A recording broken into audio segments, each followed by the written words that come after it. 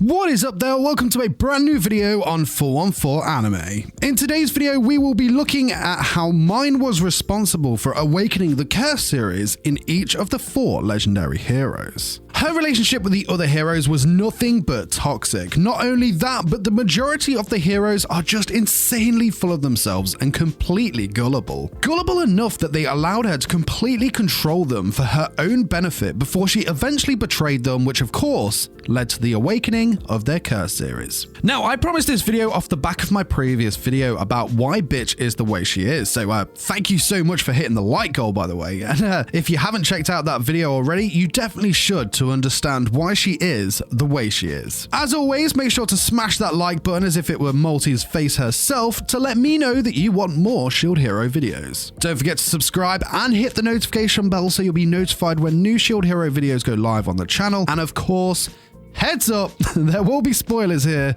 definitely spoilers, so you have been warned. With that being said, let's roll intro and get straight into the video.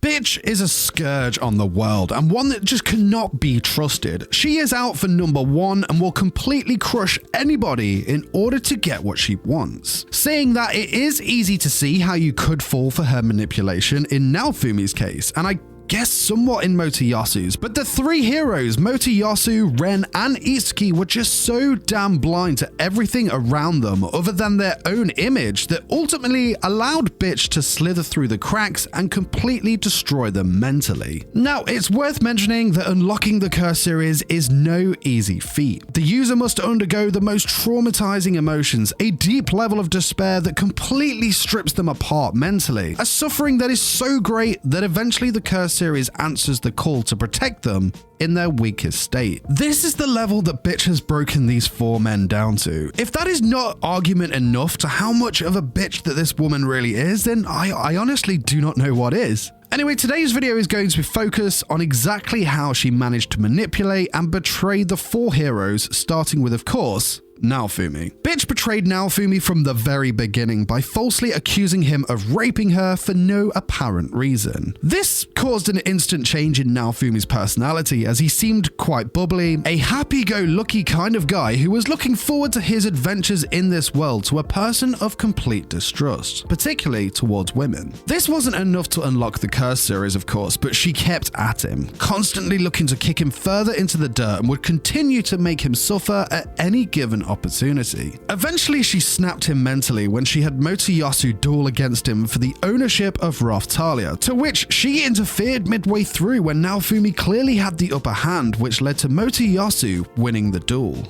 Naofumi, who had now lost the only way he could fight in this world, the only one he trusted, was cruelly cheated, discriminated against for being the shield, and who was publicly framed as a criminal again, finally reached a level of despair that unlocked the shield's curse, the Wrath series. Next up is the hero she ran to straight after framing Naofumi for rape, and the hero that she arguably did the most damage to, Motoyasu. Motoyasu was very easy prey because his ego was just on a completely different level and just as easily manipulated. His actions were always cloaked in a sense of false justice, and bitch really knew how to play him. Not only would she constantly stroke his ego mentally, but physically too, as it was highly suggested that she gave her own body to him, knowing that his soft spot for women would sway in her favor. She treated him as her champion, and for this Motoyasu put his complete trust in her. To him, whatever bitch said was truth. She manipulated him so much that he couldn't even think for himself. She could weave her threads and he just wouldn't look twice. It was so bad that he rejected any thought of bitch being a bad person and stuck by her during her trial. He continued to defend and believe in her no matter what. Even when the truth was revealed, he struggled to comprehend it. That is how brainwashed he was by her. Following the trial, she did remain in Motoyasu's party, and he loyal to her. After the incident involving the spirit turtle, Bitch, as well as the rest of his party, abandoned him and sold him out for their own safety. This causes Motoyasu to realize what he had done in trusting her and has a complete mental breakdown and falls into a deep state of depression. This state of his continues to worsen until the curse series of the spear is unlocked, which for Motoyasu were the Lust and Envy series. After leaving Motoyasu, she turns her sights to a depressed Ren, who had lost all of his party in a suicide attack against the spirit turtle. Even though Ren was depressed about the loss of his party, he still refused to take any responsibility for the loss of their lives, believing that they had all died because they were too weak. That really is the kind of douche bandit this guy is. Anyway, Bitch uses her bitch manipulation powers to get something out of Ren.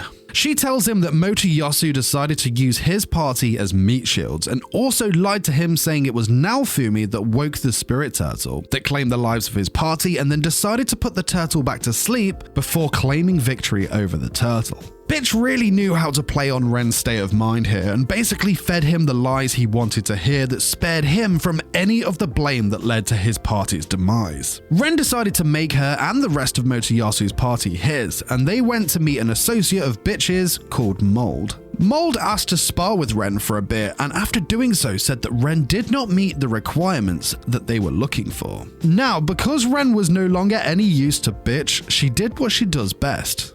Ruined him. The next morning, Ren awoke with all of his possessions apart from his legendary sword stolen. All that was left was a letter from Bitch that belittled him and said that he wasn't her type, so they've left him and taken everything with them. Ren was furious, more mentally unstable than before, and in a fit of rage vowed to reclaim everything that had been taken from him, which of course unlocked the sword's curse, the Greed series. Now, Ren has completely lost the plot at this point and later eventually unlocks the Gluttony series too, when he is in battle against Eclair after Naofumi's party and Motoyasu are sent to stop him and his small army of bandits. Finally, we move on to Itsuki. With Ren failing to meet Mold's requirements, their eyes turn to that of the bow hero. Bitch manipulates Itsuki in similar fashion to Ren, in which she plays on his weaknesses and uses lies to bend him to her will.